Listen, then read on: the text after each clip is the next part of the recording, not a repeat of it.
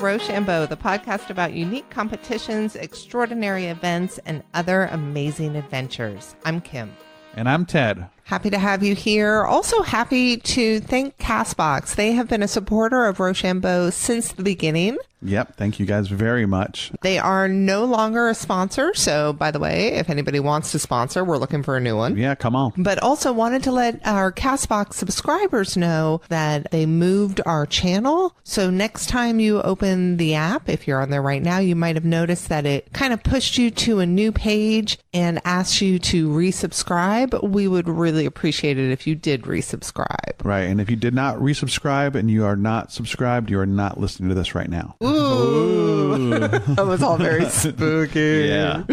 A little bit more housekeeping. We have some format changes coming up. Yeah, you may have noticed that our intro tagline is weird. Yes, it's different. We want to be more inclusive. We want to be able to tell you a little more than just competitions. There's so many other amazing things going on out there, and we really just want to inspire you to add to your bucket list and get out there and find some of these amazing events. Right, because we've been finding some cool things we want to tell you about. So, hey, let's expand. And the way that we're going to present these stories to you is growing as well. We're going to incorporate more storytelling where one of us is going to research all about something that the other one doesn't know and tell us about it. Right. That's going to be fun. And that's going to happen later today. Ted is going to tell me about a sport. A super secret sport. Super secret sport. I'm excited. Uh-huh. We're still going to have some competitor and organizer interviews for you. We're going to try to cover more live events. We're going to have some experts coming in. Yeah, just whatever we find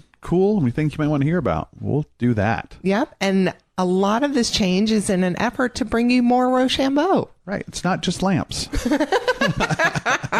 Ted told me earlier today that he passed a store once that was called Not Just Lamps. I don't know what is in there, but I guess there's also lamps. Yeah. In an effort to bring you more Rochambeau, we are moving to once a week instead of once every other week. Yeah. So we get to visit with you more.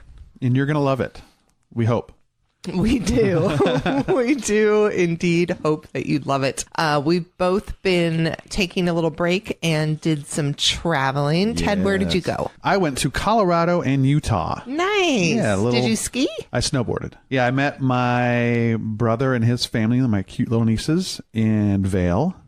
And we did a couple days there. And then I met my buddies in Utah for a couple days at Park City, which was amazing. And in between, I did a little adventuring. That's great. I went to Dinosaur National Monument in Utah, which was amazing. And I went somewhere else I'll tell you about later. All right. Well, I went to New Mexico. Okay, cool. I'd never been before. I love New Mexico. And oh my gosh, I do too now. Yeah. Such a cool state. I met my best girlfriend, Diane, out there. She lives in Portland, Oregon. We're in Atlanta, Georgia. And so New Mexico seemed kind of in the middle. Sure. You both had to get on a plane and go towards each other. That's right. And so her flight was like 2.5 hours and mine was 2 hours and 45 minutes. Oh, so it's perfect. got to be kind of similar. But we did a road trip around New Mexico. We went Albuquerque, Madrid, Santa Fe. We went to Roswell where the aliens are. Did you see any grays or anything? Did not. We saw a lot of alien themed stuff, which was really my favorite type of hokey fun, but no actual aliens. No actual aliens. And then we made our way around to Truth or Consequences to soak in the hot springs. There's hot springs there. There are. Do you know the story of Truth or Consequences? I do not know the story of Truth or Consequences. It's crazy. So the town used to be called Hot Springs. Okay. Right? Because that's descriptive. Right? And it makes sense. There's these amazing hot springs. But back in the 50s, there was a radio game show called Truth or Consequences. And they made a dare or challenge to ask a city to change their name. And Hot Springs, New Mexico stepped up to the plate. That sounds like some wacky 50s stuff. I love it. Yeah. I just love it. So now they're called Truth or Consequences. And they stuck with it. Yeah. Yeah. We just had a super great time traveling around New Mexico. Did you eat any green chilies? I hate all the green chilies. There is nothing better than a breakfast burrito with green chili sauce on it. That is the best breakfast. Oh my gosh. The eggs that I was served in the morning were swimming in the green. I loved it. Every last bite. Heck yeah. It was good stuff. What was your most Rochambeau-y thing you did? I like that. Okay, so A couple things. We went in Santa Fe. We went to Meow Wolf's House of Eternal Return. What? Oh my gosh. I actually want to spend an episode one time telling you all about this magical place. But it's Meow Wolf is an artist collective, and they took a hollowed out bowling alley and inside made a multiverse of crazy art and exploration, and it's all interactive. Wow. Super freaking cool. And then what else was for Shimboe? Oh, I did an activity, a physical activity. You did a physical activity. Thank you very much. You tell. We went to White Sands National Monument on our way from Roswell to Truth or Consequences. And it's these giant sand dunes, right? As far as the eye can see. And they'll rent you a sled, which is kind of like... picture like an old, I don't know, like a trash can lid, just something like you kind of just put your butt there. Right. And then you slide down the hill. And it was so much fun. So you went sliding down a sand dune. I did. On your butt. I went sand sliding. Sand sliding. It was great. Sand sledding. Huh. Well, that's very interesting. Why is that? Because that's what I did.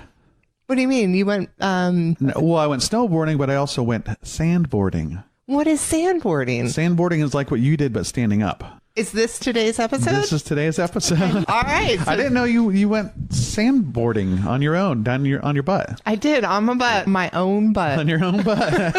Better than someone else's butt. Indeed. Yeah. All right, then. It's official. Today's episode. Sandboarding. All right, Ted Ledoux. Yeah. What is sandboarding? Is it exactly what I did, or is it different? I think what you did qualifies as sandboarding in my book. It could be sand sledding, but sandboarding is typically standing up on a board and riding down a sand dune. So does this happen all over the world? Rumor has it that there's evidence of ancient Egyptians sliding down hills on hardened pottery and wood. So this is an old activity. Old activity. There's also apparently evidence of upright sandboarding that dates as early as World War II. But I imagine early on people rode whatever they had, like surfboards, water skis, garbage can lids, hoods of cars. It started to grow in the 60s and 70s. And then it kind of expanded when snowboarding came along, in the way that as snowboarding construction techniques got better, those also got handed down to sandboards. We should say that snowboards and sandboards are not the same thing. Okay. Yeah. Tell me about the differences. Well, there's difference in shapes but most importantly, differences in materials. A snowboard is too slow and the base is too kind of porous for sand. That's what makes it slow. Like it just stops, you know. You can ride snowboards on very steep dunes, but typical dune, not so much. Sandboards have a hardened base and you wax it to keep it going fast. Cool. Right. How fast are we talking? So the world record in sandboarding was set by Henrik May, a German living in Namibia. It was about 10 years ago, and he went 92 kilometers per hour, which is like 57 miles. Holy moly. So you can go pretty darn fast on a sandboard. So, of course, since people decided to go fast, there's races. And there's competitions. There's several types of competitions held around the world. Some have been going on for 10, 20 years. The competitions have speed races, like we were just talking about. Right. There's also slalom races where two people race down a course and they go around cones. There's also kind of a giant slalom or border cross style that we talked about as in mountain boarding. I remember. Yeah. So like maybe 4 people go down the course at a time, probably obstacles like jumps and lumps and berms and stuff to go around. Yep. Of course, there's freestyle, big air type stuff where you do tricks. I've seen people do backflips, 540s, front flips, of course, all the grabs, front side, back side grabs. A lot of crossover with skateboarding, mountain boarding, snowboarding, all of it. Yeah, I think if you can do any of those, you could probably hop on a sandboard like I did. And yeah. And did you find that your mountain boarding and snowboarding skills transferred pretty immediately? Totally, yeah. I was told that it was going to be a lot like snowboarding in powder. Okay. Like very back foot heavy, kind of like wakeboarding. Your weight's more on your back foot. And started off on some mellow hills, just went very slow in a straight line. And it was weird because it didn't feel like I had an edge. I'm used to the edge on a snowboard. But then I went to a steeper slope, and it was pretty steep and daunting at first. I was with a couple kids, and they're like, "No, you're gonna die if you do that. You know how far away the hospital is." So of course I did it. Of course you did. I can't have kids tell me not to do it. And yeah, I'll show you. I'll show you. Yeah, but it was a lot like snowboarding in that I just dropped in and stayed on my toe edge, and just was able to keep my speed in check and make a couple turns. It was pretty fun. So it's a worldwide sport. They have it in Israel, Australia, Africa, of course, the U.S., South America. Chile has maybe the largest dune in the world. The largest sand dune in the world is in Ica, and it's about 2 kilometers tall, which is about 1.5 miles. So South America is really a big hub. Chile and Peru are big hubs for sandboarding. Central America, you can go to Nicaragua and do it. It has steep slopes and volcanic sand. Neat. It's a volcano place. Europe, there's a big competition in Hirschu, Germany. It has a lift, maybe the only sand dune with a lift on it. That's pretty cool. Yeah, pretty cool.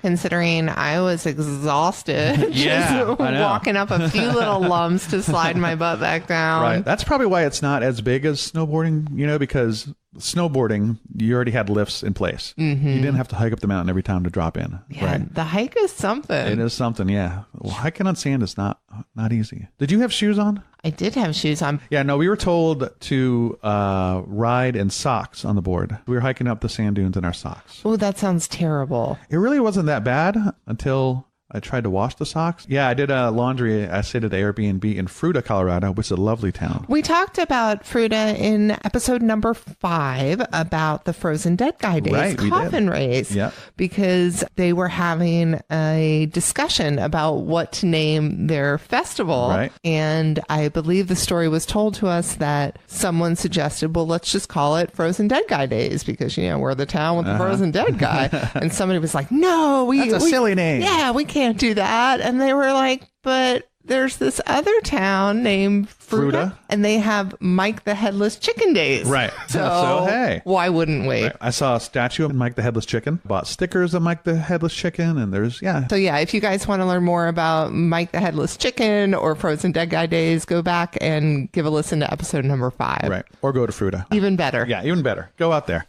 Where were we? I think you were Sandy and Fruita. Yeah, I was Sandy and Fruita. Yes, I was. Yeah, so I was doing laundry and I figured, I'll wash my socks. I'll put them in there, and instead of getting the sand out of the socks, I got sand into everything else. Yeah. So I'm folding up clothes. I'm like, why is there sand in there? Yeah. Yep. Good job. So I guess just throw your socks away at that point. But it was a blast. Yeah, I totally want to go do it again. It's a good excuse to go down to South America and go sandboarding. There's competition down there this year. I know there's one in Oregon. There's a place called Sandmaster Park in Florence, Oregon. It's like a sand dune park, and they have rails and jumps and stuff. And they have a competition every year. Also, like I said, there's one down in Peru that has a competition. The governing body is called Dune Rider International. DuneRiders.org. There's a sandboarding magazine, and that's at sandboard.com. And we can link to all this on our website, right? Yep. And cool. It's got some profiles of some of the pros, places where to buy boards. Well, good job. Quite a cool little sport. We both did the same sport. High five. Unbeknownst to each other. And that's the sport of sandboarding.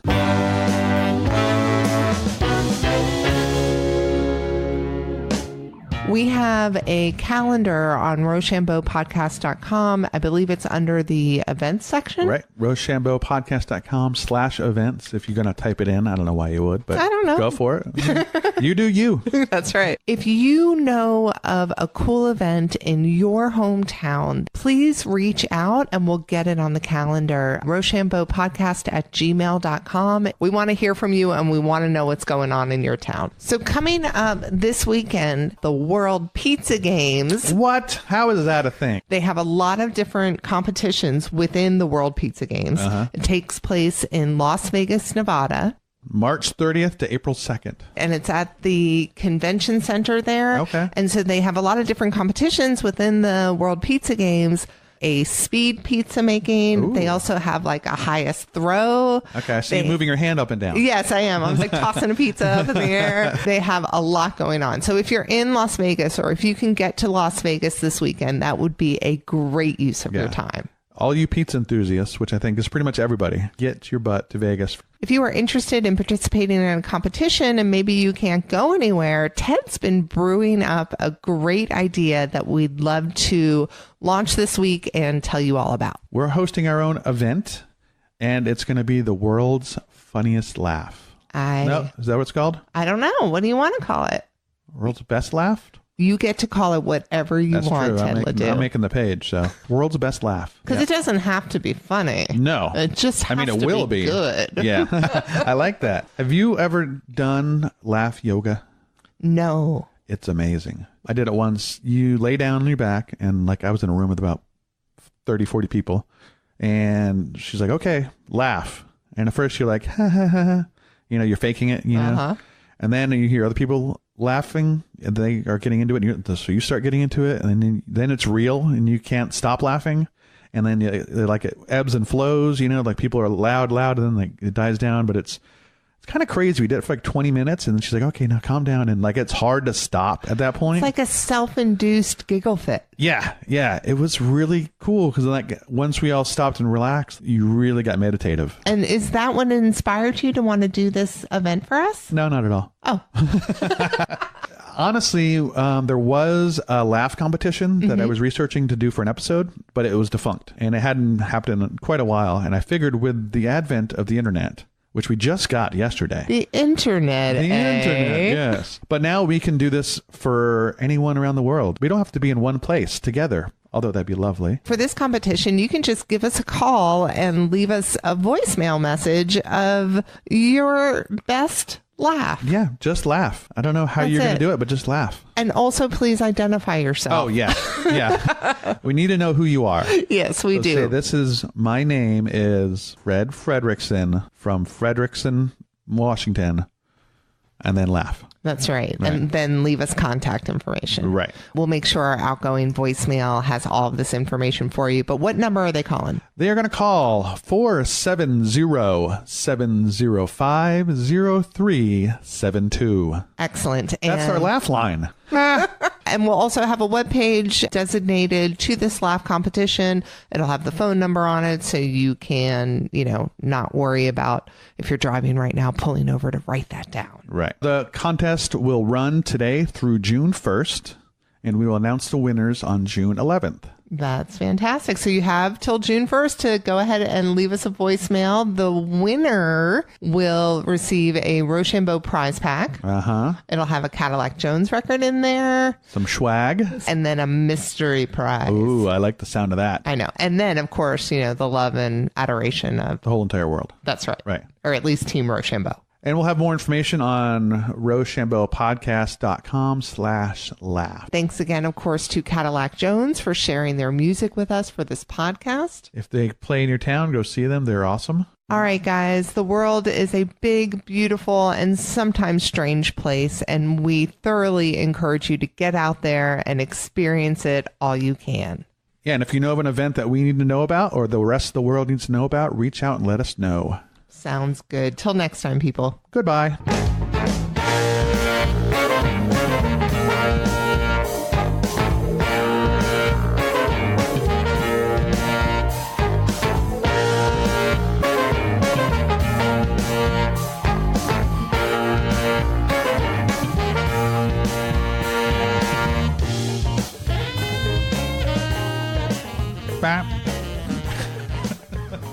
What just happened? That was a trumpet. Was it? That's my Cadillac Jones trumpet. One more time. Bap. Oh, yes. Yeah. See? Caddy trumpet. Yeah. Got it. Okay.